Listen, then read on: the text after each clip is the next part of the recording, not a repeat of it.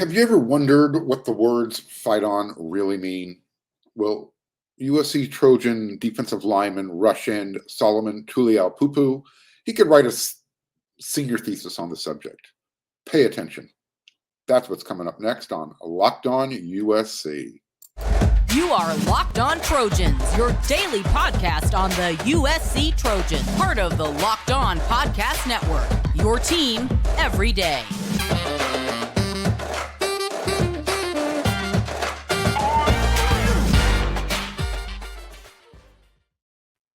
Fight on, everyone. I'm your host, Marc, and thanks for making Locked On USC your first listen every day.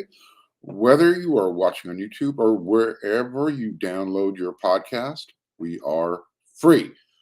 And thanks for coming along for the ride. I truly appreciate it.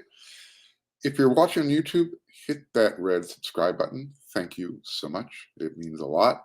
And if you're just hearing the voice, you like listening via the podcast, you can also follow me at Twitter at Marc Culkin, MarcKulkin.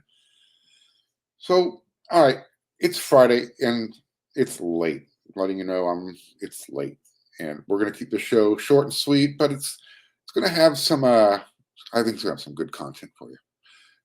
Lead you right into the game with USC versus Arizona State this weekend, 7:30 p.m. kickoff at the Coliseum. All right, so the hardest job a head coach can have, and I coached high school basketball for a minute or two. It was literally for a minute, but it was probably my most rewarding experience in life.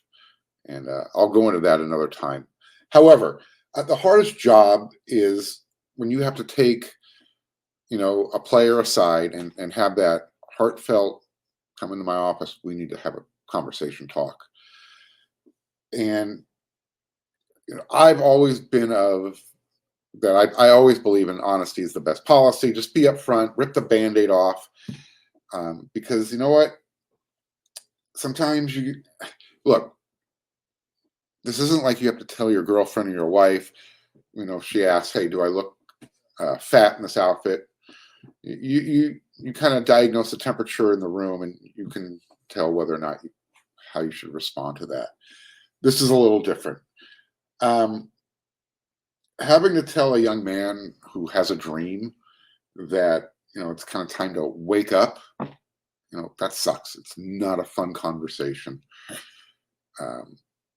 But, it's not easy. It's something that the head coach has to do. I did it at a different level, much different than Lincoln Riley. It's not where in high school, I was the head freshman coach and the assistant at the varsity level. I will tell a really quick story about this. When I took over the freshman team, the varsity coach said, hey, Marc, go take over. Those guys are just klutzing around out there. They had lost their first 3 or 4 games of the season. I went in there. I kind of had the Coach Bobby Knight approach, my way or get the hell out of the gym approach. And it worked. We got to the championship game. We did lose. I took full responsibility for that loss. Too many technicals. Anyways, very rewarding experience. But I also had to have some of those, heart-to-heart talks with the best players. I kicked the best player out of practice one time. And I wasn't going to let him back on the team unless the team, accepted his apology. Because the young man thought that his way was the only way and that his father wanted him to do things a certain way. His father wasn't the coach. Anyhow, so again, life isn't always fair and it isn't easy. And in the case of Solomon Tuliaupupu, it definitely hasn't been easy or fair. If you're not familiar with his story, you should be.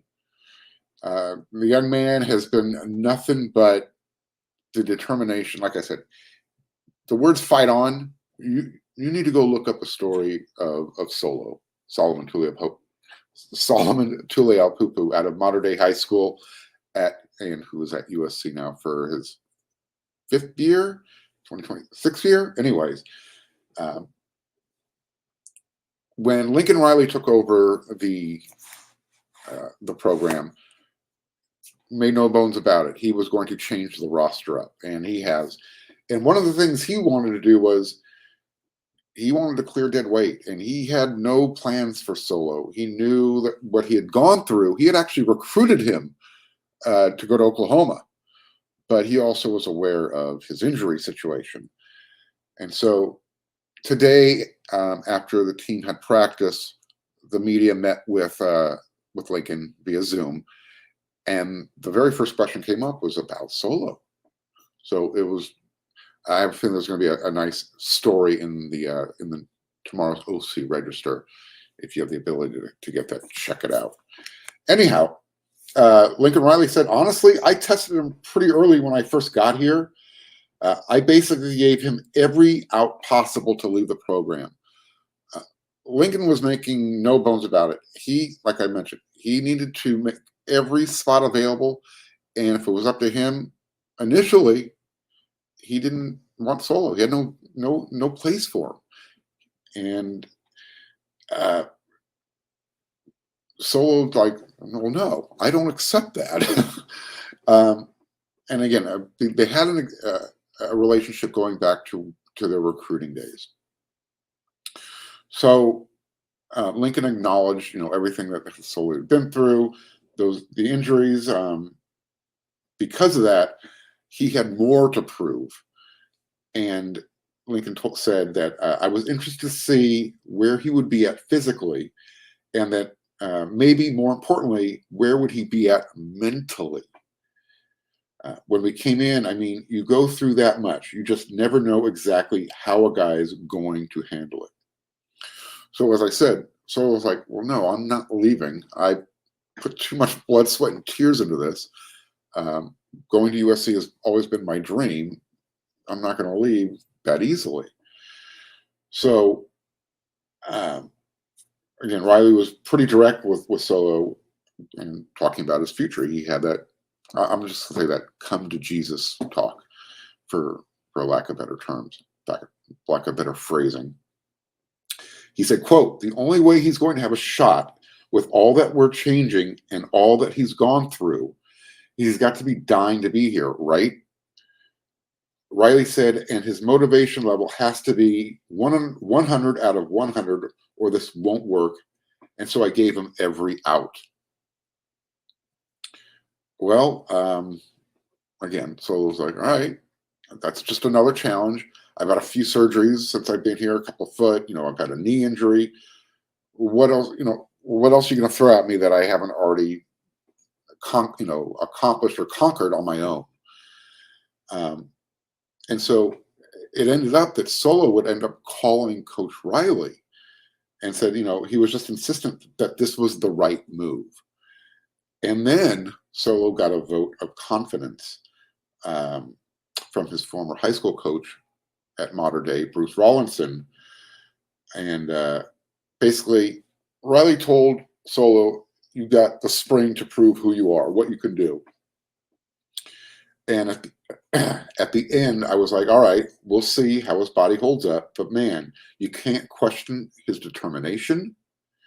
How bad not only does he want to play football, but he wants to play football at USC.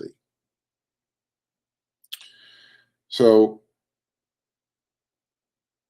again, Riley gave him spring camp, pitching practices, and, the scrimmages and the huddle. Everything that was involved. As you can see, it's worked out. Solo is still a part of the team. He's played in all 4 games so far. He played a career high 21 snaps at Stanford, and he has 4 tackles and half a sack, and everybody just rallies around him. So, the last quote that Riley had today. His motivation level has been off the charts. He's been a great teammate. I think the position change has really been a great thing for him. And I'm just as proud of him as anybody on our roster right now. It's pretty cool to see. It's pretty cool to see him making the impact for us. So there you go. No matter what happens, and again, Solo has, if you know his history, he was the Buck Award winner in high school as the top linebacker in the country in high school.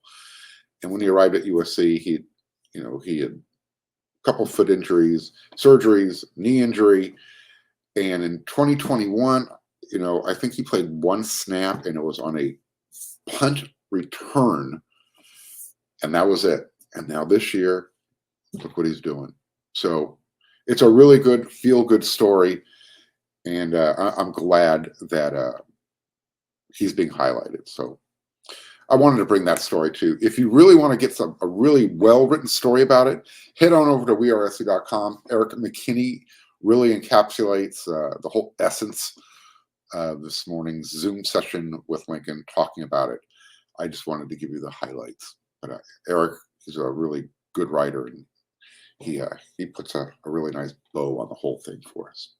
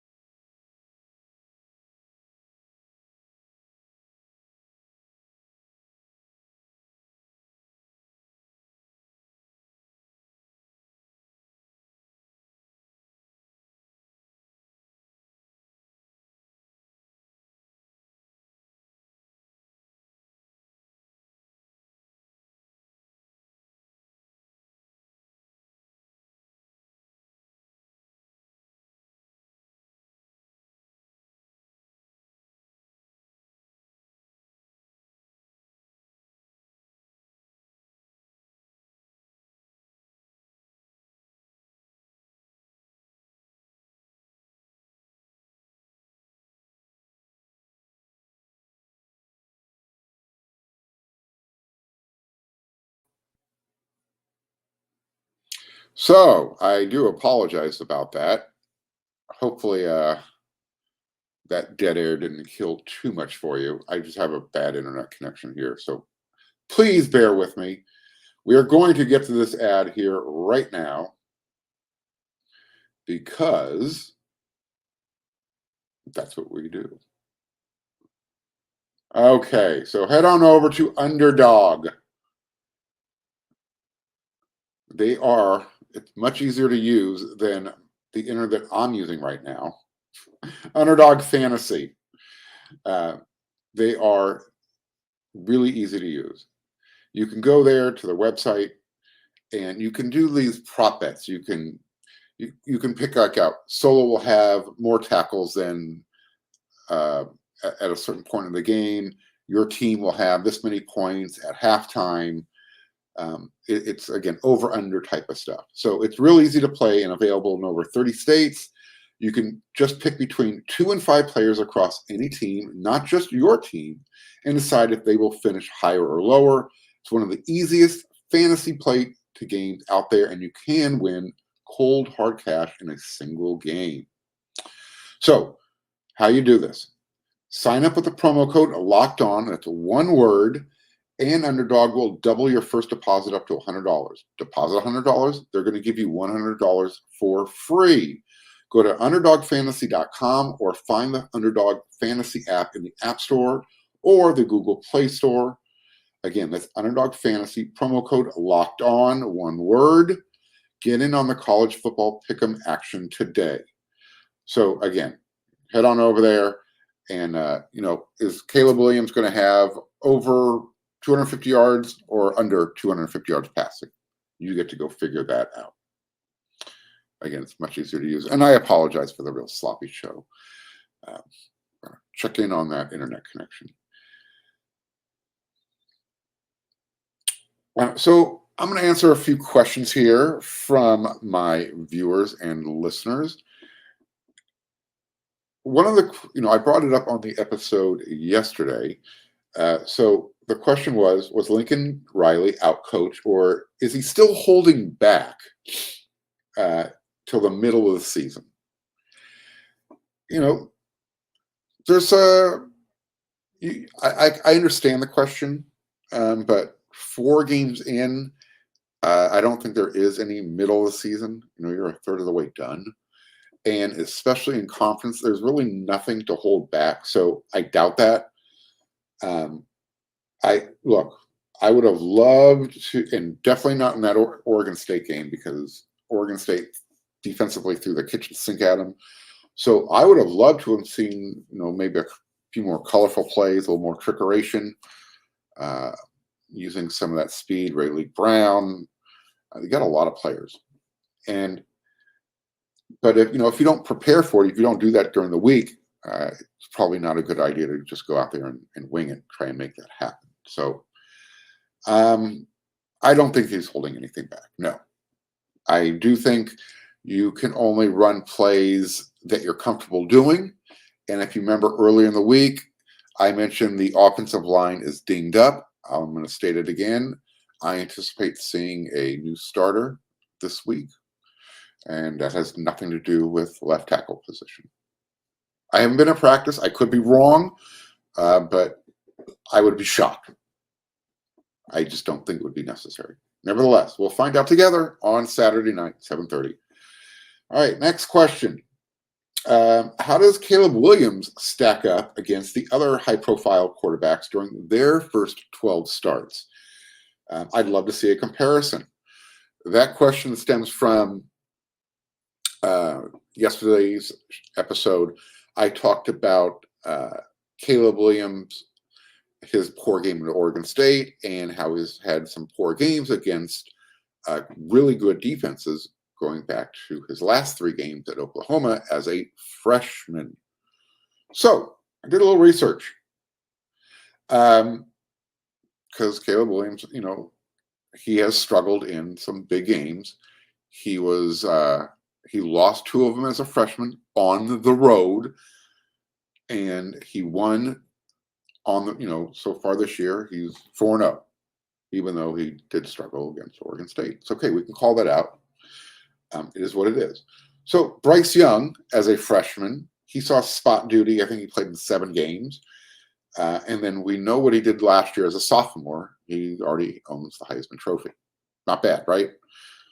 CJ Stroud, who USC recruited. Actually, USC recruited both Southern California quarterbacks, but USC was in a different place then. In CJ's first 12 games as a freshman, he was not bad.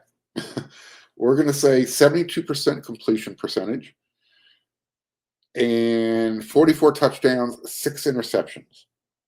And he's favored to win the Heisman this year. Yeah. There you go. So I guess, if you want to stack Caleb up against those 2 guys, he's trending in the right way, in the right direction. So we'll see how it plays out. Hope that answers your question. ASU players can see this game as a tryout for next year for Coach Lincoln Riley. So you know what? Not only is that funny, but it's actually true. It's accurate. And it's not, this just doesn't apply to Arizona State. I write about this. I have written about this often over there on wearesc.com. I really feel this is going to be the new direction and how rosters are put together in college football. It's going to be very much like the NFL. I anticipate seeing that transfer portal playing a significant role in putting together rosters. You've seen how USC has been with it so far, pretty successful. I don't see why they would stop going forward. It's the nature of the beast. You still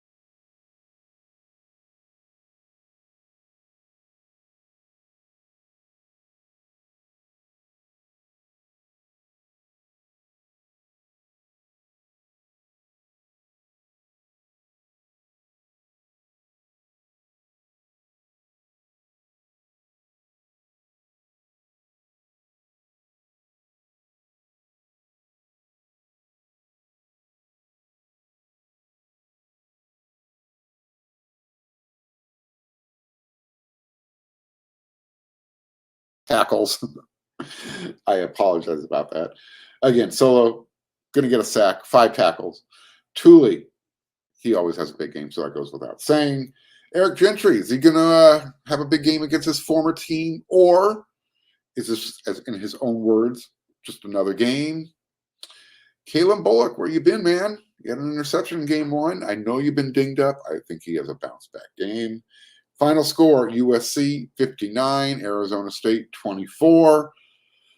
All right, we're done here on Locked On USC for this week. I apologize for the show. Hopefully you enjoy it, and we'll make it better next week. Until then, everyone, fight on.